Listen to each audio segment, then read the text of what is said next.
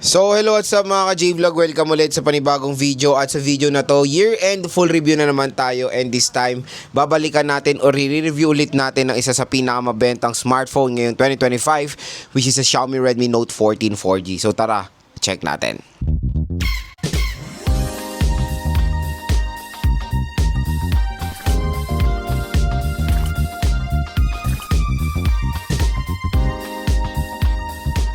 So yan, for today's topic, i-review nga natin or year-end review natin ng isa sa pinakamabenta rin na smartphone na lumabas ngayong 2025, which is a Xiaomi Redmi Note 14 4G. So yun, lalabas na rin ng Note 15, syempre early 2026 yan. Ganoon naman si Xiaomi when it comes sa mga Note series sila.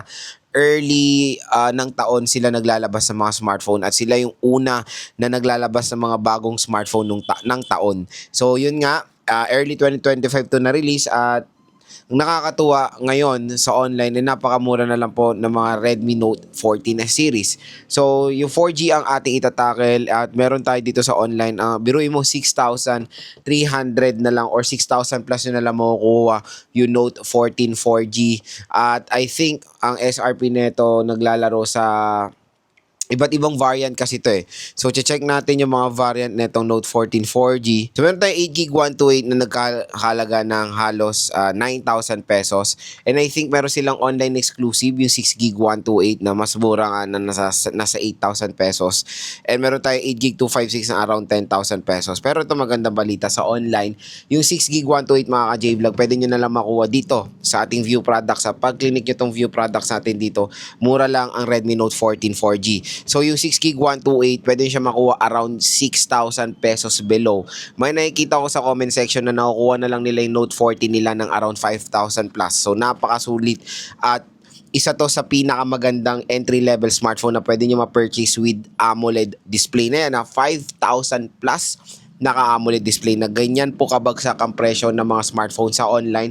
And no worries, yung mga nilagay naman nating link dito sa video na to, mga official stores po yan ng mga brands. For example, Xiaomi Redmi Note 14. So, ano po yan, official store po ni Xiaomi nandito. Kaya walang pangangamba pag diyan kayo bibili. At syempre, bukod doon sa discount nila sa shop, merong additional na discount voucher mula dito sa ating video. Since nanood kayo sa video natin, may pa-thank you ang YouTube Shopping na pag-click yung product link natin, may magge-generate na voucher na up to additional 1,000 pesos off. So, napakalaki mga idol. And yun nga, for 6GB 128 to, meron din tayo dito mga iba't ibang variants din na 8GB 128 at 8GB 256.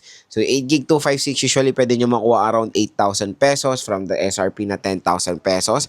At yung 8GB 128 pwede nyo makuha ng 7,000 plus. So, napakamura mga ka-J-Vlog. Hanggang ito na yung chance nyo makuha ang Note 14 4G ng napakamura lang. Siyempre, marami pa rin nagiging skeptical bumili or nag-aalanganin bumili sa online. Pero no worries, legit po ito mga nilalagay natin link.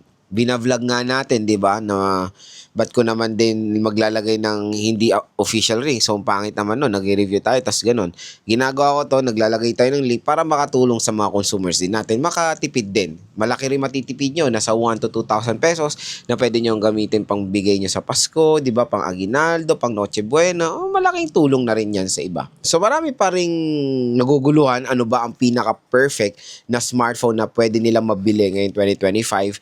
At marami rin ulit nag-request i-review to, lalo sa kanyang price point ngayon. So, stay tuned lang dito sa ating full review. So, next mga J-Vlog is gusto ko i-share sa inyo yung mga magagandang features ng Xiaomi Redmi Note 14 4G at kung bakit ito na ang perfect na bilhin around 5,000 to 8,000 pesos na segment. Unang-una, chipset. So, yung chipset nito is the MediaTek Helio G99 Ultra. So, yung chipset na yan ay hindi po mabagal. It can handle games po. Kayang-kaya niya yan. Solid na solid ang performance sa gaming. And I know hindi pa rin gano'ng ka-optimize sa mga MediaTek Helio chipset when it comes sa COD. Pero for me, okay na yan eh. As long as nararan niya naman na mabuti.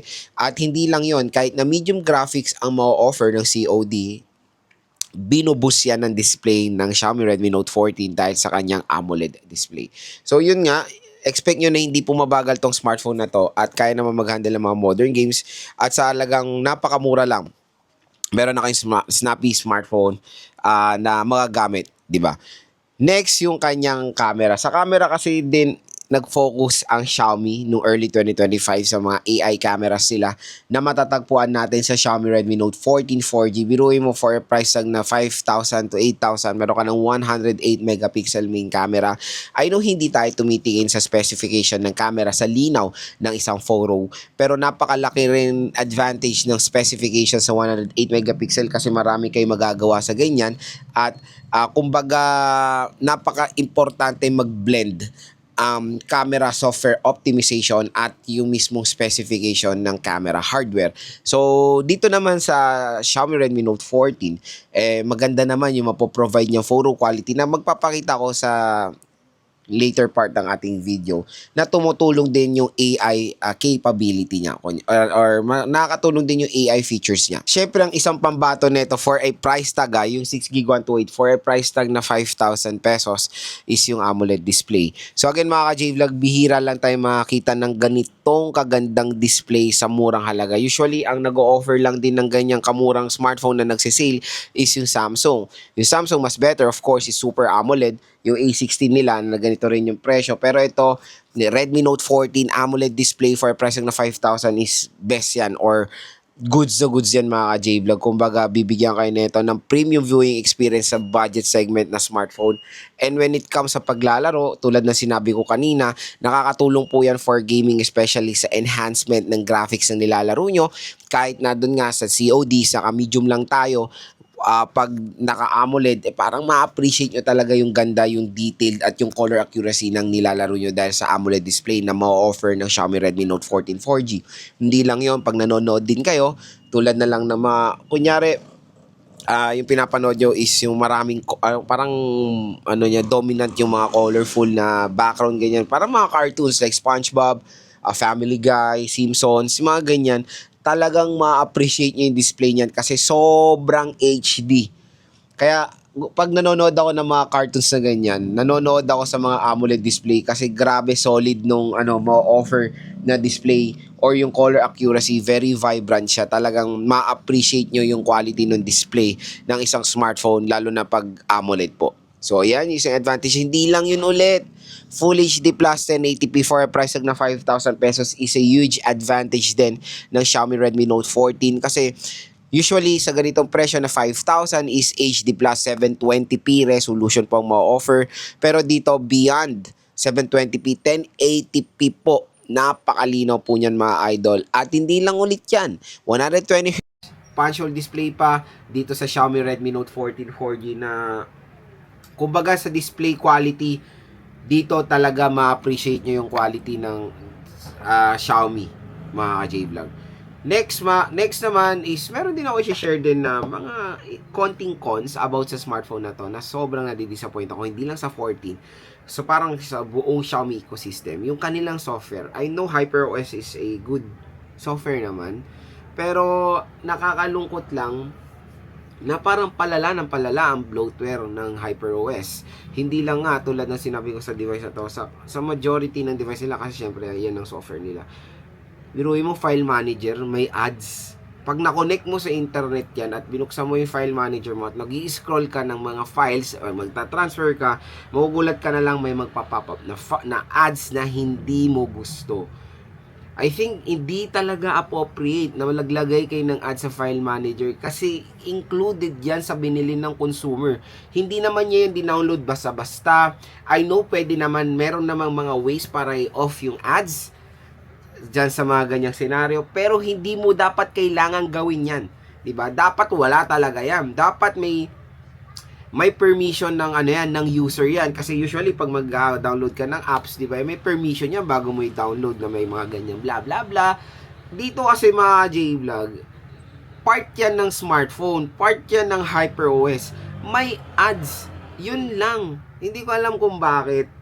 Marami na ako natatry na file manager na wala namang ads. One UI, I think sa Oppo and Vivo wala din naman, and sa Transsion, parang wala din.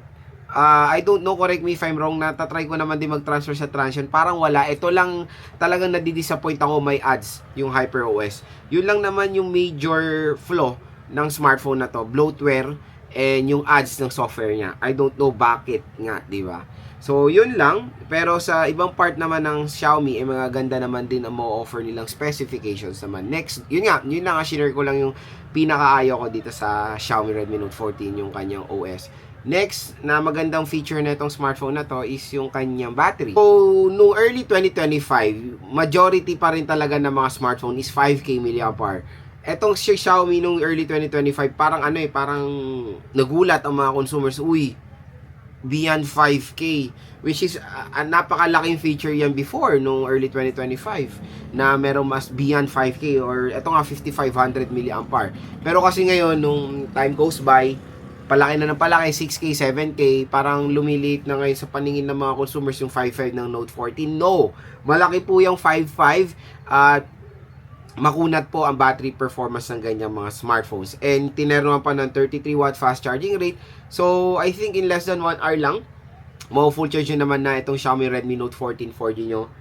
Very convenient mag-charge at matagal din naman siya malobat kahit papano. Again, yung ating battery performance ay nagdedepende sa paggamit niya sa smartphone. Hindi po tayo pare-pareho ng pattern sa paggamit ng smartphone, kaya iba-iba tayo ng way kung paano malobat ang ating mga smartphone. Pero again, for specs wise na itong Note 14, makunat po yan. At syempre, ito pa maganda dito. 5,000 pesos is naka-in-display fingerprint scanner na po ito.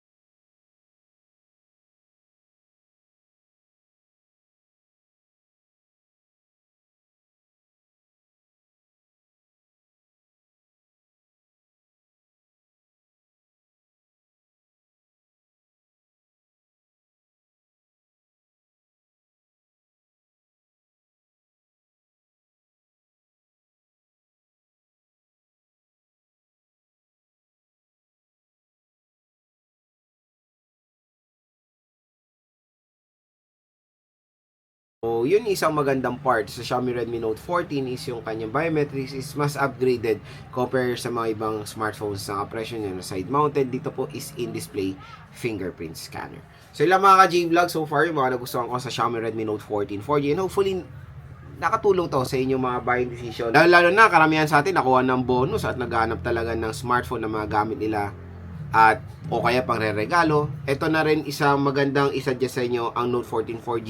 At kung interested nga kayo bumili dito ng mura at bagsak presyo at with voucher, click nyo na itong view products natin. Mura at bagsak presyo lang dyan ang Redmi Note 14 4G. Yes, definitely mga ka-J-Vlog, maganda siya i-recommend. Napakasulit for me. At yun, yung Note 14 4G na ni-review ko ng 2025, still na sa amin pa naman yan at binigay ko sa father ko at sobrang na-enjoy niya yan. At sobrang na-enjoy niya Note 14 4G. Sinabi niya, Xiaomi lang ang gusto ko. So, hinihintay niya yung Note 15, bibigay ko rin sa kanya. At when it comes sa performance, hindi naman pumabagal at napaganda rin ng camera. So kung gusto niyo makita ang gaming performance ng Note 14 4G, meron po ako niyan dito sa video natin. Search nyo lang sa channel ko, Note 14 4G game test.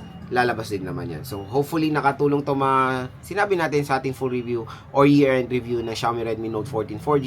So happy checkout mga ka-J-Vlog, and sana ma-enjoy nyo ang inyong